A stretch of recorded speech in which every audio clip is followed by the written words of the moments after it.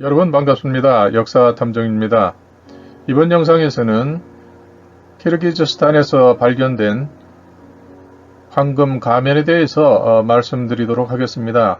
이 황금 가면 자체도 특이하기 때문에 관심을 끌고 있지만 이 가면에 구멍을 뚫어서 작은 구멍을 뚫어서 하나의 고대 문자를 새긴 그 모양이 우리나라에서 발견되는 신라 금관이라든지 아니면 토기에 있는 그러한 상형 문자와 싱크로율이 100%이기 때문에 그래서 그것에 대한 그 관련성에 대해서 말씀드리도록 하겠습니다. 이 황금 가면은 주인공이 아마도 유연으로 알려진 그러한 유목민족으로서 그 시기가 4세기에서 6세기 사이에 존재를 했던 나라로 이렇게 보고 있습니다. 그래서 우리에겐 유연으로 알려졌지만 아마 현재에선 루란, 카간족으로 이렇게 통용이 되었던 것 같습니다. 그래서 이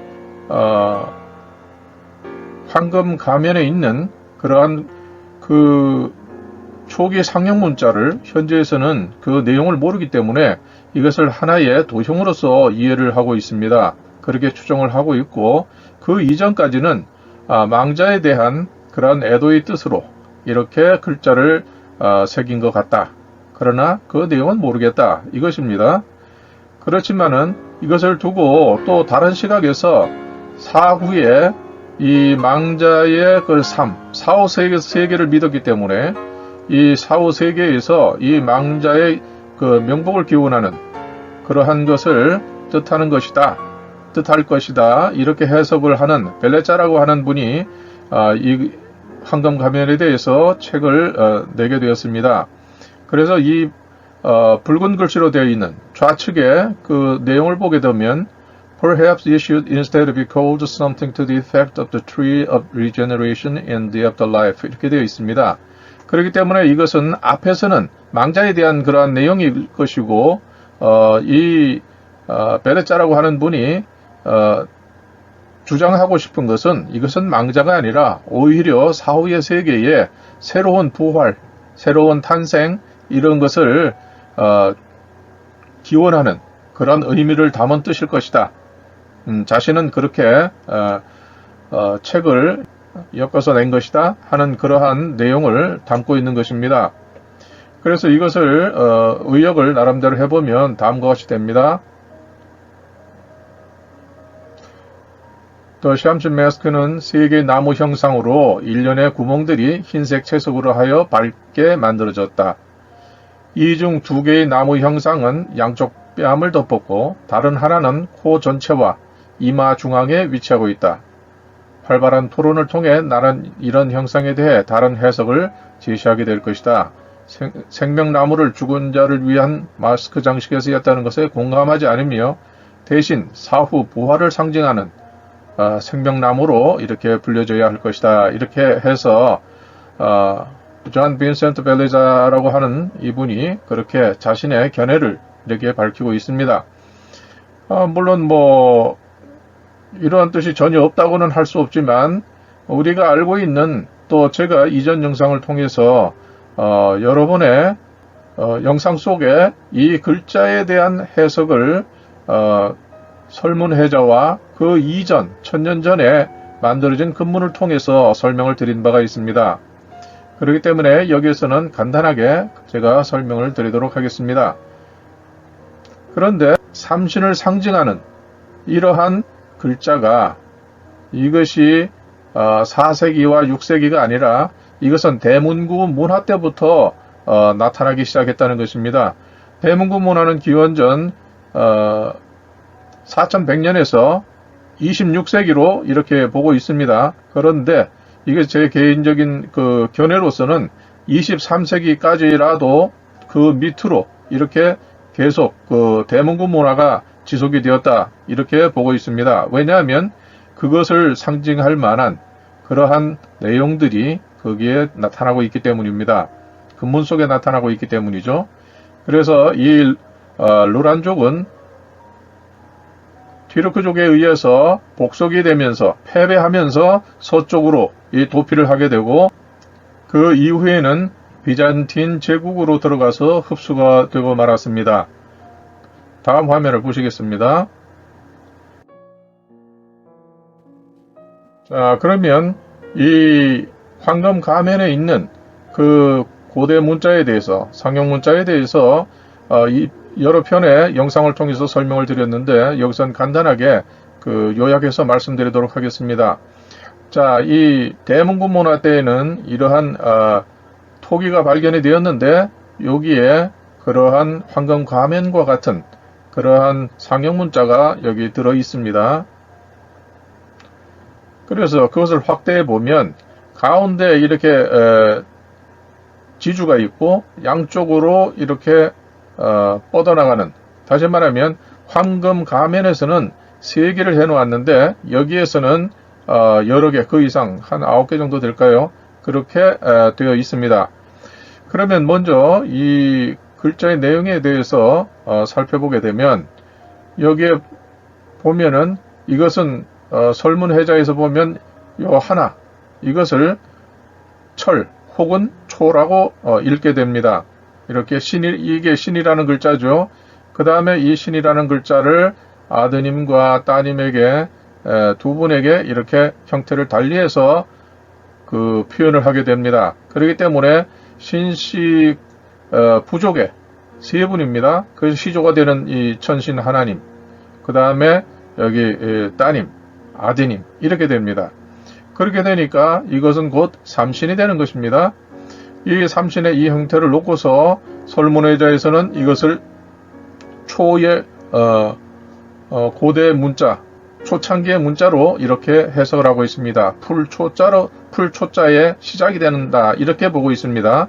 물론 그때 당시에는 풀초로 보는 것이 아니라 이것은 어떤 특정한 사람 하나하나를 지목하는 시칭으로 사용한 것입니다.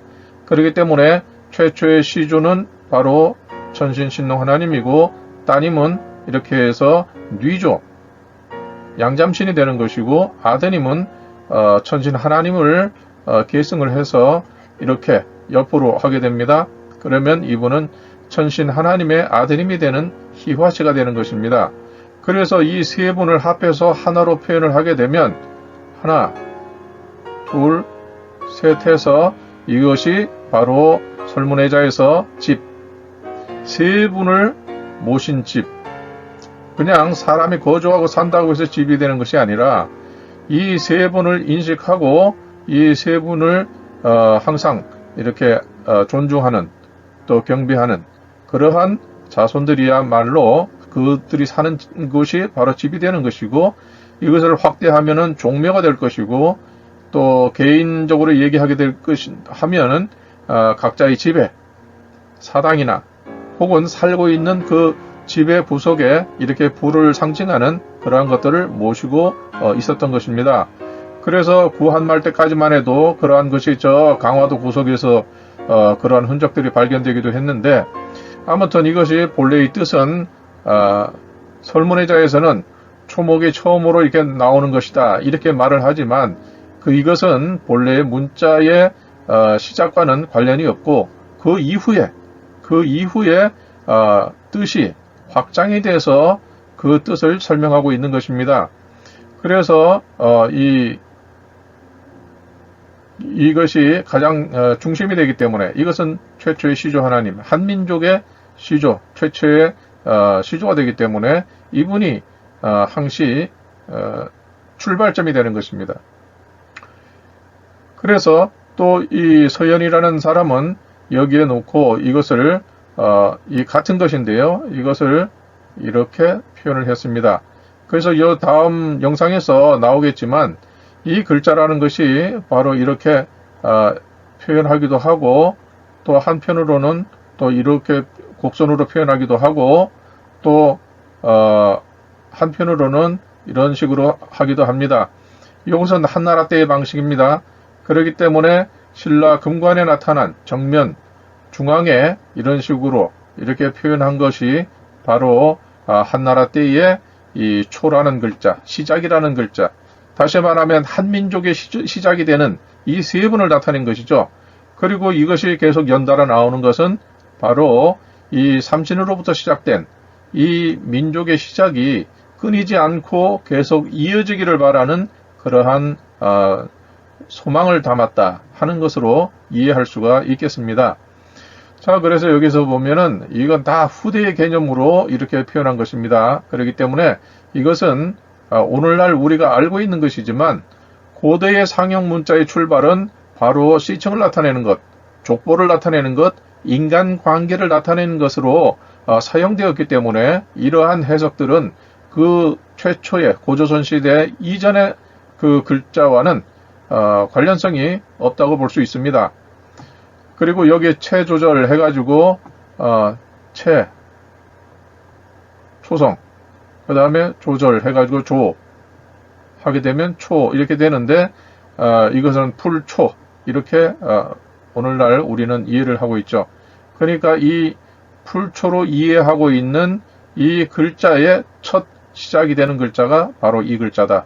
이 글자가 뒤에 이런 그 글자로 발전을 했다, 확대되었다 이렇게 볼 수가 있겠습니다.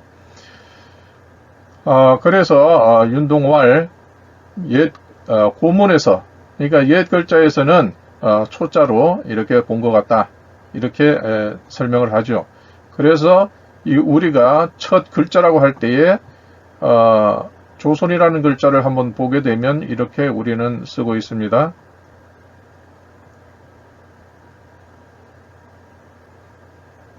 이렇게 쓰고 있는데 바로 이것의 본래의 글자가 바로 이렇게 되는 것입니다. 그러니까 이것이 이렇게 되었든지 아니면 이렇게 되었든지 이렇게 되는 것이죠. 그래서 이 부분은 이 조선이라고 하는 글자 자체가 바로 고조선 시대의 시조가 되는 분들, 선조가 되는 분들 이 글자를 그때 당시의 시칭을 가지고 이렇게 조합을 해서 만든 글자입니다. 그러니까 조선이란 글자 안에는 시대 순서대로 생존했던 순서대로 이렇게 조합을 해서 조선이라고 하는 글자를 생성하게 된 것이죠. 그러니까 그 이전에는 조선이라는 글자가 없었고 단지 이렇게 분리돼서 하나하나 따로따로 존재했습니다. 그러다가 후대에 고조선이 생기면서 조선의 고조선은 누구를 이은 나라인가, 어떤 분들이 세워서 세워진 나라인가 하는 것을 설명하려고 하다 보니까 조선의 선조가 되는 그 조상 시조와 선조에 대해서 그때 당시 고조선 시대의 방식으로 이렇게 글자를 만들게 된 것입니다. 그렇기 때문에 이러한 전통은 아주 수천 년간 내려온 시조 인식을 반영한 것이다. 그런데 그러한 시조 인식이 신라에게 이르렀을 뿐 아니라 지금 현재 키르기스탄에 있는 이 황금 마스크에도 표현이 되어 있다는 것입니다. 그리고 그 시기도 이 신라 근과는 5세기, 6세기 사이에 만들어진 것으로 보고 있는데 이 루란 제국에서 만든 이것은 4세기에서 6세기 사이니까 이 100년간이 서로 겹치게 됩니다. 그러니까 이 둘 사이에는 공동의 시조 인식을 가지고 있었던 것이 아니겠느냐 이렇게 추정해 볼 수 있는 그러한 단서가 된다고 이렇게 볼 수가 있습니다. 자, 그러면 이 초기에 이 초라고 하는 초 혹은 철로 읽게 되는 이 글자에 대해서 우리 유물에는 어떻게 표현하고 있는가 한번 살펴보겠습니다. 자, 여기에 보면 이렇게 되어 있습니다. 또 연결해서 이렇게 표현된 부분도 있습니다. 자, 이것은 뭐냐 하면 황금 마스크에 있는 그 글자, 그 표현과 이게 반대 방향이 되어 있습니다. 그러나 실제로는 반대라고 할 수 없습니다. 왜냐하면 이 토기 뚜껑에 있는 이 부분이 원형이기 때문에 그렇습니다. 원형은 무엇입니까? 원형은 바로 천신 하나님인 태양신을 이렇게 나타내는 것입니다. 그분을 기준으로 해서 이렇게 뻗어나가는 것을 상징하는 것이죠. 이렇게 사방으로 이렇게 뻗어나가는 것으로 상징하는 것입니다. 그렇기 때문에 이분을 기준으로 했을 때에는 황금 가면에 있는 이 글자와 내용은 동일하다. 그리고 또 이것이 같은 공간에서 이렇게 상하 반대로 이렇게 표현이 되어 있을 때는 이 삼신의 역사를 계승한다, 이런 의미를 여기에 내포하고 있게 됩니다. 그래서 이게 대칭으로 되어 있을 때는 그 선후를 알려주는 것입니다. 그래서 여기서 보면 천신 하나님의 역사를 계승한다, 이렇게 볼 수가 있죠. 그리고 자신들이 무엇을 계승하느냐 하는 것을 할 때는 바로 태양을 토템으로 하는 이 삼신의 역사를 계승하는 그러한 후예다, 이렇게 말을 하는 것이죠. 그래서 광개토대왕도 자신을 일월지자 이렇게 해서 해님과 달림의 후예다, 이렇게 표현을 했는데, 이때 해님과 달림은 하늘에 있는 해님과 달림이 아닙니다. 해를 토템으로 하고 달을 토템으로 하는 그 시조의 자손이란 뜻입니다. 그러니까 물리적인 해와 달을 달이다, 이렇게 오해를 하면 안 되는 것입니다. 자, 그럼 한번 설명을 보시겠습니다. 이건 이제 앞에 나온 그 내용과 같은 것인데요. 동일한 것인데 바로 옛날 고문자, 이 고문자에서는 이것을 초라고 했다, 초로 이렇게 보았다, 이렇게 얘기를 하는 것이죠. 그래서 이것은 삼신을 받드는 그러한 내용입니다. 그 다음에 또 한 사례를 보겠습니다. 이 토기에서 보면 여기에 초자가 이렇게 90도 회전한 그런 형태로서 표현이 되어 있습니다. 자, 한번 보시면 여기에 가운데 신이라는 글자가 있고 양옆으로 가지가 이렇게 뻗어놨습니다. 이것이 쭉 계속 이렇게 이 토기 전체를 휘감고 있습니다. 다시 말하면 본래의 형태는 이것인데 이 토기에서는 이런 식으로 되어 있습니다. 그러면 이것은 무슨 뜻이냐? 본래 삼신의 역사가 이렇게 삼신이 이렇게 세워져 있는데 이것은 그 후손을 얘기를 합니다. 자, 그리고 여기서 보시면 중국의 문자학자들은 이렇게 설명을 합니다. 이것이 최초의 글자이고 그 다음에 갑골문에서 이렇게 되어 있고 이것은 전국시대 후기에 이렇게 곡선으로 표현이 되었다, 이렇게 설명을 합니다. 그런데 저희가 이렇게 자료들을 쭉 찾아보면 이렇게 시대 구분을 하지 않습니다. 왜냐하면 이것이 쓰였던, 이런 형태로 쓰였던 그 시대에도 이런 표현이 나오고 갑골문은 제가 보지 않았기 때문에 이건 뭐라고 할 수는 없지만 아마 갑골문도 비슷할 겁니다. 그 다음에 설문에서 이렇게 되었다고 하는데 그 이전 시대에 이와 같은 시기에도 이런 글자가 나옵니다. 그렇기 때문에 이것은 시대 구분으로 한다는 것은 사실 이거 맞지 않는 겁니다. 그리고 글자도 이것도 곡선으로 한 것도 마찬가지로 이렇게 표현이 될 수가 있습니다. 이것이 계속 연결해 가지고 백제에서 만든 것이 칠지도, 이렇게 볼 수가 있는 것입니다. 그렇기 때문에 이것은 시대 순으로 이렇게 글자가 나온 것이 아니라 똑같은 삼신의 출발점으로 해서 이것을 어떤 시각에서 바라보느냐, 다시 말하면은 이것은 천신 하나님, 태양신, 천신 하나님의 친손, 부계로서의 자손들은 이런 식으로 표현이 되었고, 또 뉘조를 바탕으로 했을 때에는, 기준으로 했을 때는 이렇게 곡선으로 되는 것이 아니겠느냐. 그 다음에 이 한나라 때에는 이런 식으로 되는 것이죠. 그렇기 때문에 우리 신라 금관에 보면 이런 식으로 중앙에 또 양옆에 이렇게 표현이 되어 있습니다. 이것은 같은 초자라 할지라도 그 글자가 바뀌어서 이러한 한나라 때의 방식으로 이 삼신을 표현한 것이다, 이렇게 볼 수가 있습니다. 그러면 금관에 나타난 뜻은 삼신으로부터 출발된 한민족의 역사가 이렇게 한나라를 거쳐서 신라로 이어졌다 하는 것을 알 수가 있습니다. 그리고 이와 같은 개념이 바로 키르기즈스탄의 황금 마스크, 거기에 똑같이 이러한 형태로서 표현이 되어 있다는 것입니다. 신라 금관을 한번 보시게 되면 여기에 한가운데 이 지주가 되는 이것이 신이라는 글자가 되고, 그 다음에 위에 이 부분은 해를 나타내는 우리가 흔히 알이라고 하는 그런 형상이고, 알 끝부분에는 이렇게 불꽃 모양으로 표현이 되어 있습니다.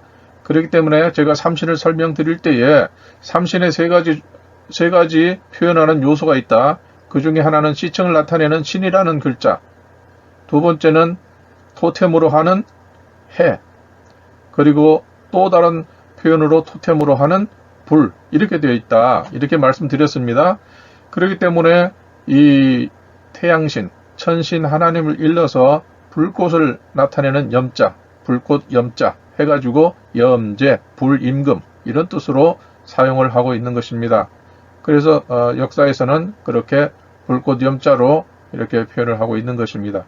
그리고 그 자손들은 자신들이 바로 이 불임금님의 자손이다 하는 그런 의미에서 신라와 같은 경우에는 화관지후 이렇게 표현을 했습니다. 화관은 뭡니까? 불을 관리하는, 불을 맡은 그러한 이 불임금의 직계, 자손이 되는 신라 임금이다. 이렇게 이제 표현을 하게 되는 것이죠.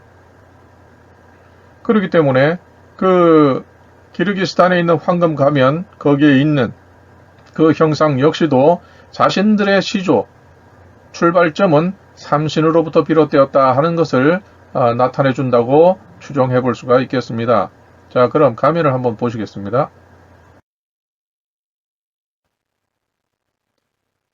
자, 황금 가면 여기에 보시는 것처럼 중앙에 신이라는 글자가 있고, 그 다음에 양옆으로 전신 하나님의 아드님, 그리고 따님을 상징하는 작은 신자가 옆에 이렇게 붙어 있습니다. 그리고 요 밑에도 역시 이렇게 붙어 있습니다. 이것은 신라 금관과 마찬가지로 삼신으로 출발한 한민족의 역사가 이렇게 대를 이어서 계속 이어지기를 바라는 그러한 소망을 담고 있다. 여기도 역시 마찬가지입니다. 양옆에 뺨 부분에 있는 이러한 것도 역시 같은 것입니다. 그렇기 때문에 이 삼신의 역사가 이렇게 점점 번성해서 이렇게 퍼져나가기를 바라는 것이고, 또 여기에 있는 흰색 이 칠, 이것은 어떤 우리가 말하는 백이민족이라 할까요? 가장 태양이 강성할 때의 그런 빛깔이 되겠습니다. 그러므로서 노마드, 유목민족인 이 유연, 이 부족도 역시 마찬가지로 우리와 같은 그러한 시조인식을 갖고 있었지 않았나, 이렇게 추정해 볼 수가 있는 것입니다. 그 다음에 여기 양 눈을 이렇게 보석을 박은 것을 보면 붉은색으로 되어 있습니다.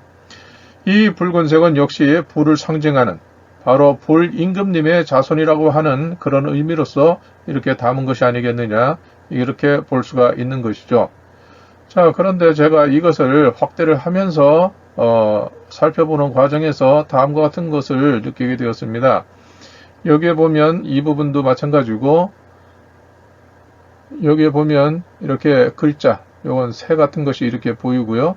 그 다음에 여기에도 이 활이라 할까? 아니면 어떤 이렇게 꾸불꾸불한 그런 형태의 모습이 보이고 있습니다. 이건 누에를 나타내는 것일까요?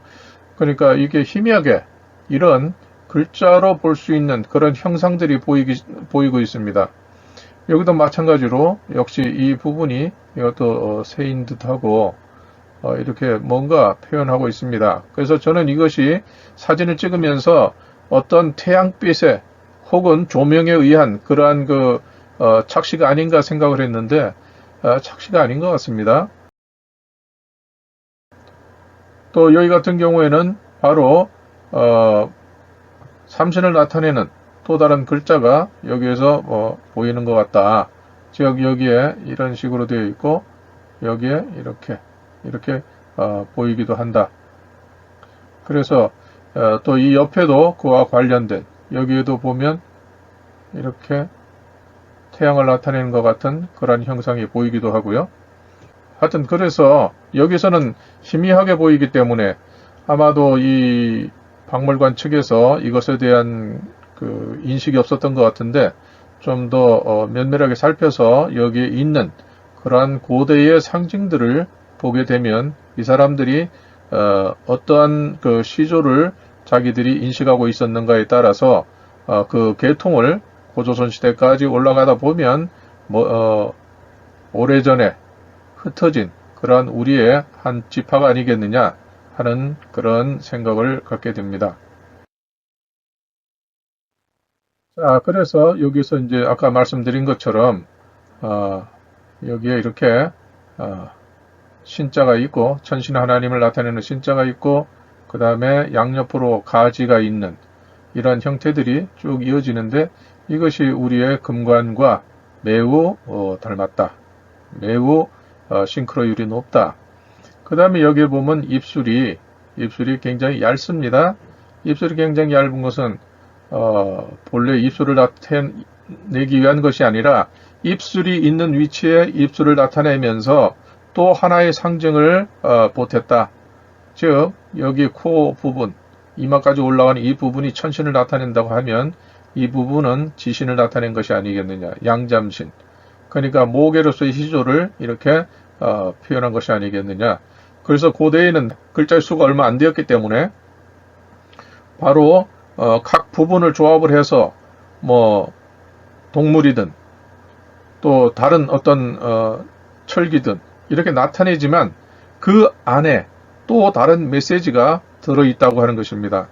그렇기 때문에 우리가 그것이 고대의 상형문자인 것을 각성하지 못하기 때문에 그냥 어떤 문양 이런 식으로 이해를 하는 것이죠.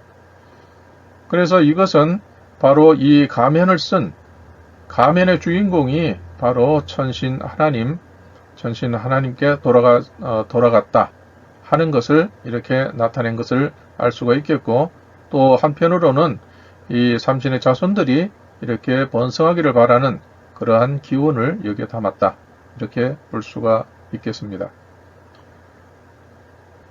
그래서 이러한 그 새로 제가 본 그 내용들을 여기에 확대를 해서 이렇게 보면 이것이 어떤 그 형상이 담겨 있다 하는 것을 알 수가 있습니다.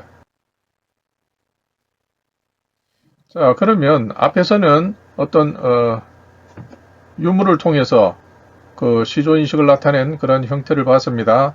자, 그럼 여기서 보시겠습니다. 여기서 보면 이 인물이 바로 삼신을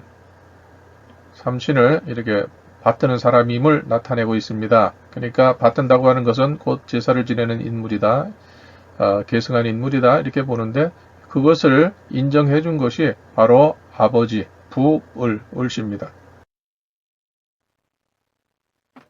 자, 여기서 보시는 것처럼 이 초라고 하는 글자가 시칭으로 쓰였습니다. 시칭이라는 것은 특정한 누군가를 나타냅니다. 그러니까 본래는 이 글자는 삼신을 나타낸 것인데, 이 삼신을 나타내는, 상징하는 이 시칭을 대대로 이어받았다는 뜻입니다. 그렇기 때문에 이것은 역사의 시작이 되는 삼신, 그분으로부터 대대로 내려와서 이렇게 이 인물이 그 삼신을 계승했다고 하는 그러한 인정을 받은 사람이다, 이렇게 볼 수가 있습니다. 그렇기 때문에 초작, 종이 해가지고, 이 종이라고 하는 것도 딸을 종자입니다. 딸을 종자고, 여기에 보면 여씨를 상징하는 것입니다. 그래서 이 초가 이렇게 여씨를 위해서 만들었습니다. 이 금문이 새겨진 청동기물을 만들었습니다, 이런 뜻이 되고, 또 여기에서 보면 역시 초라는 글자가 이 글자와 상하대칭이 되는 그러한 형태로 되어 있습니다. 다시 말하면 이것은 본래의 그 시칭, 최초의 삼신을 나타내는 초자, 그 초자를 계승한 사람, 붙잡은 사람, 이런 뜻이 되는 것이죠. 아버지 붙자가 천신 하나님을 붙잡았다는 뜻처럼, 이분은 삼신 하나님을 붙들었다, 계승했다, 이었다, 이런 뜻이 되는 것입니다. 자, 여기서도 보면 백어, 백어, 작, 보, 존, 이 해가지고 이 백부 어씨가 이 청동 기물을 받는 선물을 받는 그 누군가를 위해서 보배로운 이 기물을 만들어서 드립니다 하는 그런 뜻이 된 것이죠. 그리고 여기 보배로운 이 보배 보자 이 안에 보면 바로 여기에 이렇게 이 글자가 여기에 들어있는 것입니다. 그러니까 이 삼신의 역사를 잊고 그 정통성을 잊는다는 것은 그만큼 귀한 일이다 하는 것이 이 안에 그러한 생각이 담겨 있습니다. 자, 여기서도 보시는 것처럼 아버지 신 이렇게 됩니다. 그리고 여기에 보면 역시 삼신을 모신 이 초라는 글자를 두 손으로 받들고 있습니다. 즉, 이 삼신의 제사를 맡은 그런 인물이다 하는 것을 추정해 볼 수가 있겠습니다. 그 다음에 여기서도 보면 초라는 글자가 하나, 둘, 셋, 네 개 사방에 있습니다. 그리고 이 가운데에는 해를 나타내는 일자가 있습니다. 그리고 여기에 동물 족표가 있고요.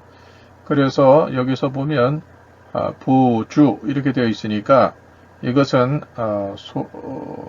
이것은 아마도 고향 임금님을 나타내는 것이 아니겠나 이렇게 추정이 되는데요. 그래서 여기에도 보면 고대의 상용 문자, 다시 말하면 비교적 이른 시기, 그러니까 최초로 이 글자가 나타난 시점에서 2대, 3대, 4대째 되는 그 시기에 나타난 글자입니다. 그런데 여기에 보면 이 초라는 글자가 직선이 아니고 이거 곡선으로 되어 있습니다. 그래서 아까 분류법이 좀 잘못된 것 같다 하는 말이 그래서 나오는 것입니다. 이것이 보면 전국 시대에 이 글자가 나타난 것으로 설명을 하지만 이것은 이미 훨씬 그보다도 1000년 전에 이 글자가 나타난 것입니다. 그렇기 때문에 이것은 시대 순으로 설명한 것은 잘못된 것이고 이것은 무엇을 기준으로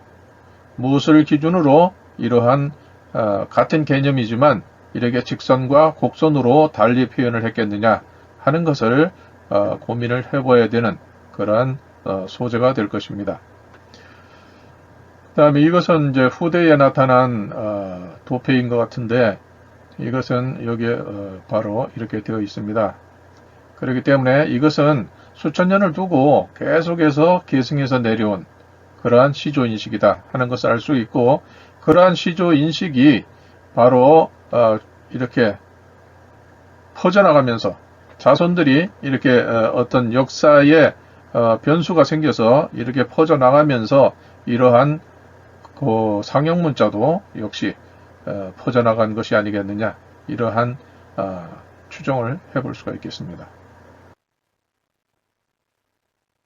자, 여기서도 보면 바로 이 초라는 글자가 이렇게 옆으로 되어 있습니다. 아까 붉은 토기에 보면 거기에도 이 초라는 글자가 이렇게 옆으로 전부 되어 있었던 것을 보셨습니다. 다시 말하면 이것은 외손을 나타내는 그러한 글자일 것이다. 이렇게 그래서 그렇게 설명을 드렸습니다. 자, 그리고 이 봉황 새에 대해서는 별도로 제가 설명을 드린 영상이 있습니다. 그래서 제가 이제까지 올린 그 영상만 제대로 이해하신다고 하면 박물관에서 볼 수 있는 그러한 그 여러 가지 초기 상형 문자에 대해서 이해를 하시고 보다 깊이 있는 그러한 이해를 하실 수 있을 것이다. 이렇게 생각이 됩니다. 자, 이건 앞에서 아까 보셨고요. 여기서도 같은 것인데 이것만 따로 근문으로 되어 있는 청동기물에 표현되어 있는 그러한 근문이고 여기서는 앞에 이렇게 여러 가지 설명을 해놓고 마지막에 이렇게 같은 내용으로 표현을 해 두었습니다. 자, 여기서 한번 보시겠습니다. 여기서 보면 바로 이 초라는 글자가 이건 초기 형태로 되어 있습니다. 이렇게 초라는 글자가 초기 형태로 되어 있고 천신을 나타내는 이 글자가 중앙에서 불꽃도 크고 또 이 태양을 나타내는 이 R도 역시 크게 표현되어 있습니다. 그리고 그 아드님과 따님을 나타내는 이 신자는 각각 요소는 같지만 크기는 작게 해서 이렇게 차별성을 두었습니다. 그래서 본래 형태는 이것인데 이렇게 이것이 초기 형태로 이렇게 표현이 되었다. 그 다음에 여기서 나타난 것은 아까 앞에서도 설명을 드렸습니다. 한가운데 신자가 있고 여기에 또 역시 마찬가지로 태양을 나타내는 R이 있고 위에 뾰족하게 불꽃을 표현했습니다. 그리고 마찬가지로 축소에서 이렇게 같은 형태로서 계속 이렇게 이어져 내려가는 그러한 모습으로 여기에 금관을 표현했습니다. 가야의 방울토기 그것에 대해서 별도로 몇 편의 영상으로 이렇게 설명드린 바가 있습니다. 이것은 전체적으로 방울이라고 하는 것은 둥글기 때문에 이것은 천신 하나님을 나타내는 그러한 수단으로서 이렇게 활용이 되었습니다. 이러한 둥근 모습은 이것뿐 아니라 둥근 모양의 은합이라든지 아니면은 이렇게 그 제기도 둥글게 이렇게 표현을 해 놓았습니다. 그것은 다 자신들이 제사를 드리는 대상, 그것이 불임금, 천신 하나님을 나타낸다. 이렇게 볼 수가 있습니다. 그 다음에 여기에도 보면 초라는 글자, 삼신을 나타내는 초라는 글자가 있고 그 다음에 이것은 삼신을 나타내는 이 삼각형, 집이라고 읽는 이 글자가 있습니다. 이것은 또 그 밑에 상하 대칭으로 해서 역삼각형으로 되어 있는 이것은 소호금천시를 나타내는 최초의 글자가 됩니다. 그리고 이것을 별도로 읽게 되면 임금제자가 시작되는 최초의 글자가 됩니다. 그리고 이것은 달을 상징하는 그러한 표식으로 이렇게 볼 수가 있는 것이죠. 그리고 여기에 옆으로 이렇게 그어진 것은 바로 뉘조를 나타낸 것입니다. 그래서 이것이 금문에도 이렇게 표현이 되어 있습니다. 그렇기 때문에 이 꼭대기에 있는 이 초라고 하는 글자가 바로 여기에도 있죠. 자, 여기에 이 두 개의 이것은 여자를 나타내는 달을 이렇게 상징합니다. 그리고 지금은 기로 읽지만 그때 당시에는 사로 읽었다고 이렇게 기록이 되어 있습니다. 이 사라고 하는 것은 최초의 사씨가 누구냐? 소호금천씨입니다. 왜냐하면 소호금천씨의 어머니가 황제의 작은 부인이었기 때문입니다. 그때는 푸나라와 사회였기 때문에 2대2로서 혼인관계가 성립이 되었습니다. 그렇기 때문에 주부와 종부가 있는데 이 종부로서 표현이 되어 있고 작은 처의 소생이라는 의미로 바로 이러한 사자가 들어가 있는 것입니다. 그래서 이것을 사성 혹은 자성 이렇게 고대 문헌에 기록을 하고 있습니다. 소호금천시 이걸 나타내죠. 그리고 사성이 여기 있죠. 여기 밑에도 사성이 있습니다. 그리고 이 인물 머리 꼭대기에도 초라는 글자가 있습니다. 삼신을 머리에 이었다. 다시 말하면 삼신을 계승한 인물, 삼신께 제사를 드리는 인물, 바로 그러한 시조인식을 갖고 있는 그러한 인물이 되겠습니다. 자, 여기도 마찬가지입니다. 요것도 이렇게 그 누에를 나타내는 이 잠박곡을 해놓고 위에는 바로 이분이 양잠신이다 하는 것을 여기 표시를 해두었습니다. 그리고 양 옆에는 바로 달을 상징하는 그런 의미로 토제방울 여기에 있는 것과 같은 형태로서 이렇게 표현을 하고 있습니다. 자, 여기도 마찬가지입니다. 앞에서 보신 것처럼 여기에도 이 초라는 글자가 이렇게 토기 전체를 뒤덮고 있습니다. 그렇기 때문에 이것은 모계로서의 시조를 인식하고 있다. 그렇게 볼 수가 있습니다. 그 다음에 여기에 보면 그 이마 한복판에 신이라는 글자가 있고 양옆으로 가지가 뻗어난 것이 계속 쭉 이렇게 올라가고 있습니다. 그렇기 때문에 이러한 삼신의 계승이라고 하는 인식은 우리 유물 속에도 적지 않게 발견이 됩니다. 그렇기 때문에 이것을 단지 뭐 나무 형태다 이러한 해석을 하면 안 되는 것이죠. 이거 다 의미가 있는 글자들입니다.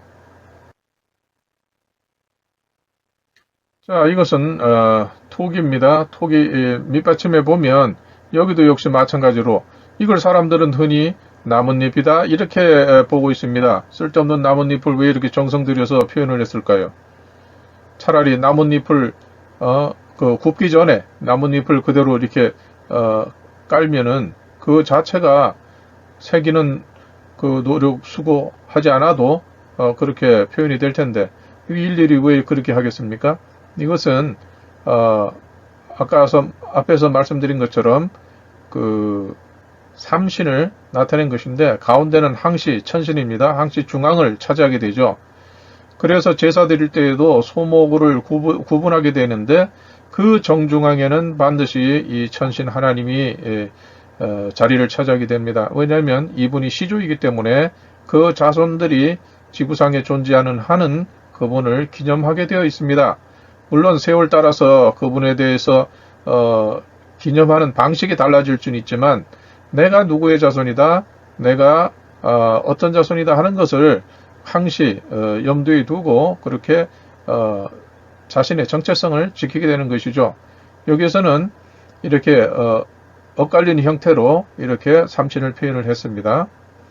자, 그 다음에 이거 역시 국립부여박물관. 이거 다 제가 이제 박물관에 직접 가서 찍어 왔고 또 박물관에서는 이 부분에 대해서 설명이 없었습니다. 여기에도 역시 마찬가지로 초라는 글자가 초기 형태로 그렇게 표현되어 있고 이 옆에 보면 여기서는 잘 보이지 않을 텐데요. 이 초라는 글자가 두 개가 이렇게 겹쳐서 표시되어 있습니다. 즉 이것이 원형이고 그 다음에 뒤에는 그 다음 세대이거나 그 다음에 어떤 인물이라는 인물을 상징한다 이렇게 볼 수가 있는 것입니다. 그리고 여기에도 보면 이렇게 그 둥근 구멍이 이렇게 뚫려 있는 거 이거 괜히 뚫려 있는 거 아닙니다. 제사를 드리는 인물들 혹은 제사를 받는 분들이 다 태양과 관련이 있는 분이라 하는 것을 나타내는 것입니다. 즉 이것은 우리가 아래서 태어났다거나 혹은 태양신이라거나 하는 그런 상징성과 관련이 있는 것입니다. 자, 여기서 보시면은 자, 초라는 그러한 글자를 새긴 토기들이 이렇게 많습니다. 파편으로 이렇게 나타났는데요. 그러면 우리가 발굴하지 못한 혹시 발견하지 못한 그러한 유물들에는 얼마나 많은 이 최초의 삼신의 개념이 담겨 있을까? 그것은 상상하기 어렵습니다. 그래서 우리는 우리의 유물들은 보게 되면 항상 천신 하나님 혹은 삼신 혹은 그 이후에 직계 자손들에 관한 그러한 내용들이 우리의 유물에 담겨 있습니다. 그것이 금관이 됐든 토제 유물이 됐든 이런 것이 다 관념은 같은 것입니다. 그것을 보면 우리 생활 속에 나타나는 그러한 그 일상적인 그릇 파편 이런 데도 표현되어 있는 것을 보면 뭐 왕이나 귀족이나 그 다음에 일반 그 백성들이나 이 시조 인식은 다 동일했다고 하는 것이죠. 그렇기 때문에 똘똘 뭉쳐가지고 이렇게 그 나라를 유지할 수가 있었던 것입니다. 그래서 우리가 이것을 통해서 민족이라는 게 과연 어떤 것을 나타내는가 하는 것을 생각해 보게 됩니다. 여기 앞에 말씀드린 그런 설명을 통해서 다음과 같이 이렇게 생각해 볼 수가 있겠습니다.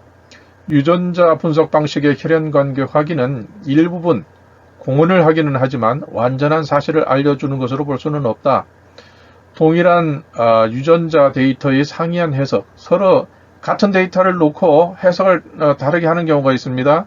또 서로 다른 방식으로 접근하는 것, 이러한 등등의 모순되는 이러한 어떤 상반되는 그 모순으로 연결돼서 결론이 다르게 나는 경우가 나타나기 때문입니다. 예를 들면 몇 년 전에 중국 국영유전연구소에서 소수민족의 유전자를 데이터를 확보를 했고 그 다음에 한족에 대해서도 확보를 했습니다. 그런데 그것이 국영연구소니까 정식으로 중국 국가 차원의 인정을 하는 것입니다. 거기에서 발표한 것이 54개 소수민족이 있음에도 1개 한족이 전체 인구의 90% 이상의 비율을 차지하는 것은 비상식적이고 유전자 분석 결과 이중적 한족을 확인했다. 이중적 한족이라는 게 무엇이냐? 즉 남쪽과 그러니까 중원지역과 저 밑에 이 운남이라든지 이런 남방지역에 있는 그러한 한족, 그거는 유전자가 전혀 다르더라. 그렇기 때문에 이 한족이라는 것은 혈연, 피를 중심으로 한 그러한 민족 개념이 아니라고 이렇게 공식으로 발표를 해버렸습니다. 그래서 이 한족의 순수 혈통 이론이 부정된 것이죠. 그래가지고 중국 정부에서는 예상치 않은 그런 발표가 나왔기 때문에 이것이 중국 내에서는 크게 보도가 되질 않았습니다.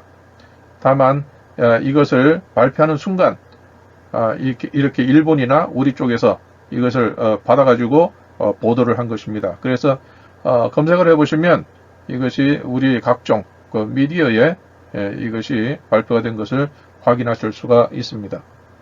즉 이것은 한족이라고 하는 것은 정치적으로 혹은 어떤 그 한족이라는 허구의 개념 속에 많은 사람을 통합시킴으로 해서 이것이 하나의 거대한 세력으로 이렇게 발전시켜 온 것이지, 그러나 진정한 의미에서 하나의 동일한 민족이다 이렇게는 볼 수 없다는 것이고, 또 민족의 개념이 반드시 혈연만을 가지고 이렇게 구분 지을 수 없다 하는 그러한 인식을 준 그러한 계기가 되었습니다. 유전자 표본의 확보, 상이한 해석으로 모순된 결론이 도출되었다. 예. 이건 앞에와 같네요. 따라서 현재의 유전자 분석은 완전하지 않으며 민족 개념 역시 혈통 말고도 역사적 동질성, 문화, 언어, 종교 등 다양한 변수들을 공유하는 공동체로 봄이 마땅하다. 그렇기 때문에 지금은 어차피 피가 섞인다고 하는 것은 이것은 족외혼, 다시 말하면 같은 일족 내에서 결혼하는 것보다 타민족과 결합이 되는 것이 타민족 혹은 타부족, 다시 말하면 혈연 관계가 가깝지 않은 그러한 어떤 공동체와 결혼하는 것, 그것이 족외혼인데, 그 족외혼의 결과가 되는 자손들이 훨씬 건강하고 훨씬 발전된, 그리고 이렇게 공동체가 잘 유지가 되더라. 그렇기 때문에 족외혼이 기본이 되는 것입니다. 이것이 고대 문헌에도 그렇게 되어 있습니다. 그래서 황제라 할지라도 이 같은 혈족 안에서는 결혼할 수 없도록, 그리고 같은 혈족이 아니다 하는 그러한 판정을 받아야만 자기의 여자를 취할 수 있는 그러한 개념이 기록이 되어 있는 것입니다. 그래서 여기에 보면 당대의 기록, 고대 고조선의 출발이 되는 그러한 금문이나 또 은나라 때의 갑골문, 이것을 보게 되면 그 기록 속에는 서로 다른 족단의 인물들끼리 이렇게 서로 사돈과 인척 관계를 형성하면서 이러한 하나의 민족을 형성하는 그러한 개념을 만들어 간다는 것을 알 수가 있습니다. 그리고 초라고 하는 글자 자체, 초기의 상형문자 그 자체 역시, 이건 역시 족외혼을 나타내는 것입니다. 왜냐하면 천신, 따님, 양잠신, 이분은 다른 족단인 황제와 결혼했기 때문에 이것은 혈족이 다른 것입니다. 그러나 결국은 하나의 어떤 통합된 그런 민족으로 이렇게 되어 있습니다. 그래서 위키백과를 한번 찾아보니까 이렇게 되어 있습니다. 민족은 종족 혹은 조건이라고도 하는데 인종, 문화, 언어, 역사 또는 종교 같은 전통으로서 정통성을 가지게 되는 인간 집단을 말한다. 민족 이론끼리는 일반적으로 유전적으로 또는 문화적으로 유사한 것이 일반적이지만 절대적인 것은 아니다. 다시 말하면 여왕벌과 마찬가지로 그것이 중심축을 이루고는 있지만 그것만으로 민족을 구분할 수는 없다. 다른 요소까지 포함할 수 있다. 이렇게 되는 것이죠. 한민족의 민족주의는 반만 년 동안 혈연적 동일성을 지니고 이어진 단일 민족임을 강조한다. 한민족은 한반도라는 공간을 배경으로 한민족의 고유의 왕조가 지속되면서 오래전부터 고유한 언어적, 문화적 공동체를 이루어 생활해왔다. 그러나 오늘날 한민족이라고 불리는 집단이 언제 어떤 경로로 형성되었는지는 충분히 밝혀지지 않았다. 이렇게 되어 있습니다. 여기에서 한민족이라고 불리는 집단이 언제 어떤 경로로 형성되었는지 충분히 밝혀지지 않았다고 합니다. 그러나 그 한민족을 이해할 수 있는 그러한 내용들이 수천 년 전에 근문으로 만들어져서 오늘날 우리의 눈앞에 있습니다. 그런데 난 놓고 기억자를 모르듯이 초기 상형문자를 모르기 때문에 바로 한민족이 도대체 뭐냐, 이 개념을 모르고 있는 것입니다. 한민족, 이 한이라고 하는 것은 고조선 다음에 나타나는 그러한 민족입니다. 그렇기 때문에 조선이 멸망하고 조선이 깨지고 나서 그 중에서 일부가 떨어져 나와 가지고 만든 것이 한국입니다. 이 부분은 나중에 설명드릴 기회가 있겠습니다. 그리고 이 한이라고 하는 것이 괜히 만들어진 글자가 아닙니다. 이 안에도 다 한민족 할 때 이 한이 누구를 나타내는가 하는 것이 근문으로 우리 눈앞에 있습니다. 그렇기 때문에 민족이라는 것은 단일 민족이라는 것은 단일 혈통과는 다른 개념입니다.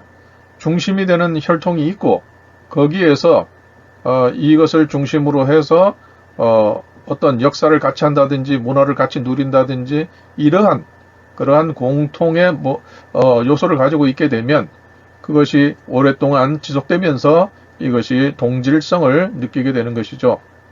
동질성을 형성하게 되면 그것이 민족으로서 이렇게 불리게 되는 것입니다.